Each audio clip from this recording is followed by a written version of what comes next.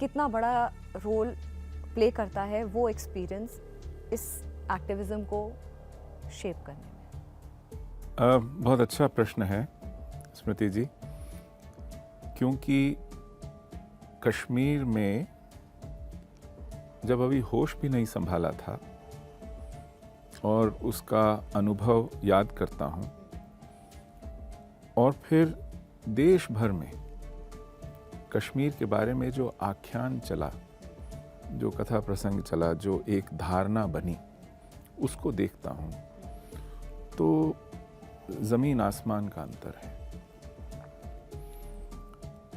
जब ये सुनता हूँ, पढ़ता हूँ कि कश्मीर 1990 से पहले बड़े सौहार्द का एक उदाहरण था, वहाँ आपसी भाईचारे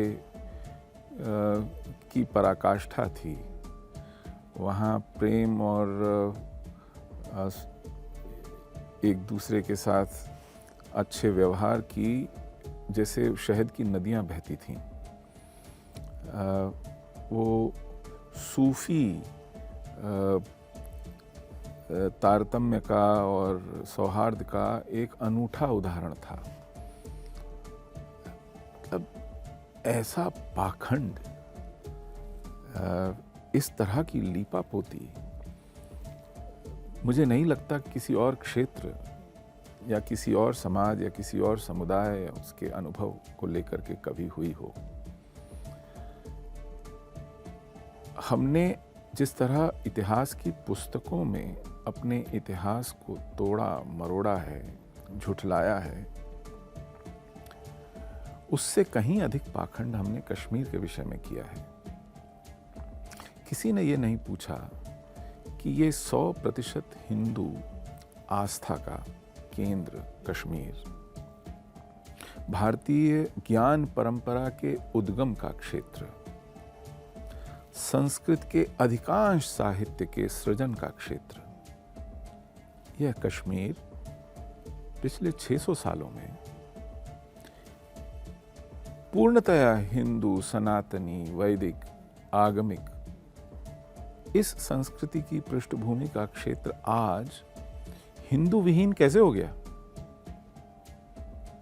रातों रात तो नहीं हुआ। अगर ऐसा ही होना था तो शेष भारत में क्यों नहीं हुआ? कश्मीर में ही क्यों हुआ? इस पर जिस तरह का पर्दा डाला गया, जिस तरह का झूठ बोला गया, गढ़ा गया और उसको सबको घुट्टी में घोल के पिलाया गया, वो आश्चर्यचकित करता है। क्योंकि मैं बचपन में खेलने भी जाता था तो नानी कहती थी कि किसी से झगड़ा मत करना वरना नहीं जाने दो।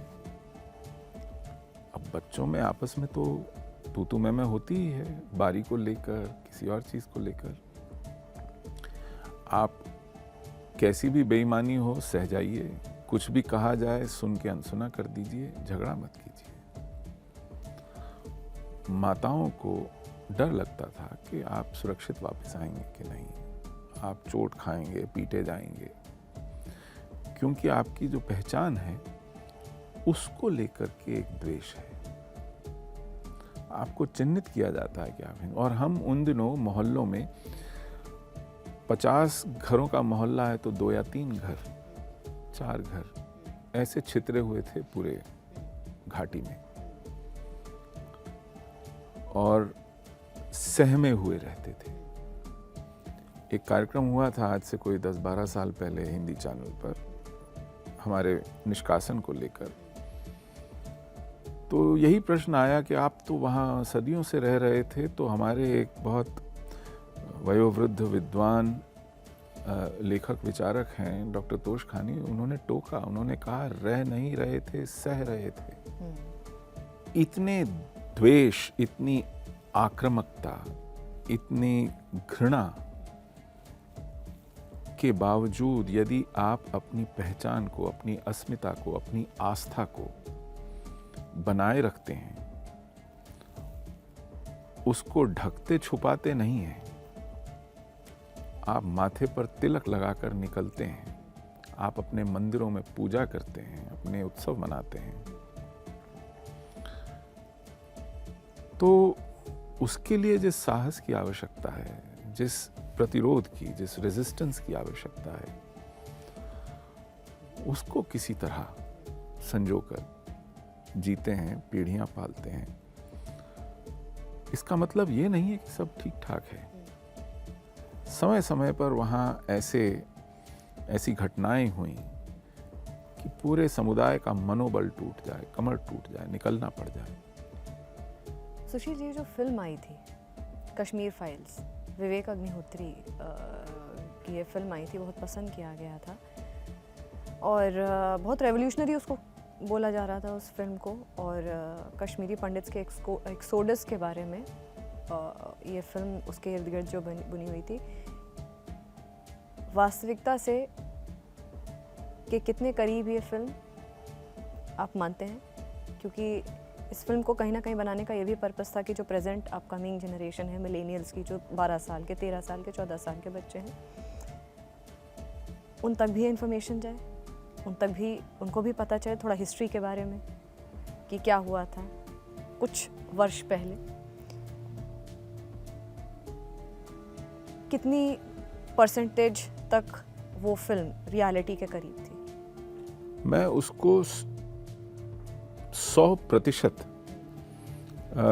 सत्य पर, वास्तविक घटनाओं पर आधारित मानता हूँ। एक फिल्म बनाने के लिए जिस तरह का क्रिएटिव लाइसेंस लेना पड़ता है, अब जैसे आपने पात्रों के नाम थोड़े बदल दिए, आपने 2 या 3 घटनाओं को एक घटना में जोड़कर दिखा दिया, जबकि वो सभी घटनाएं हुई थीं, लेकिन कथानक के, कहानी के प्रवाह को बनाए रखा जाए और उसमें एक तारतम्य हो, एक तरह की रैशनल फ्लो हो, उसके कारण जो आपको थोड़ी बहुत एडजस्टमेंट्स करनी पड़ती हैं, उसको अगर निकाल दिया जाए, क्योंकि वो आवश्यक हैं, तो फिल्म 100% खरी है, एकदम सत्य पर आधारित है। बल्कि मैं ये कहूँगा कि एक 2.5-3 घंटे की फिल्म में आप लाखों लोगों के जिए हुए, भुगते हुए अनुभव को नहीं डाल सकते। आपको उनमें से जैसे हांडी से 2 चावल निकालने होते हैं देखने के लिए कि कितने पके हैं, इसी तरह 2, 3, 4, 5 घटनाओं, पात्रों को लेकर के आप उस पूरे घटनाक्रम, उस कालखंड, उस अनुभवों के सागर को किसी तरह संजोते हैं, उसका प्रतिनिधित्व करने के लिए, उसकी झलक दिखाने के लिए, उसका स्वाद चखाने के लिए। तो उन सीमाओं में रह करके जो ये फिल्म बनी है, कुछ कह सकते हैं कि कुछ पात्र और अच्छे से मांझे जा सकते थे, कुछ अभिनय में कहीं पर, कथानक में कहीं पर झोल रहा हो, लेकिन उसकी सत्यता पर, उसकी ऑथेंटिसिटी पर कोई प्रश्न चिन्ह नहीं है।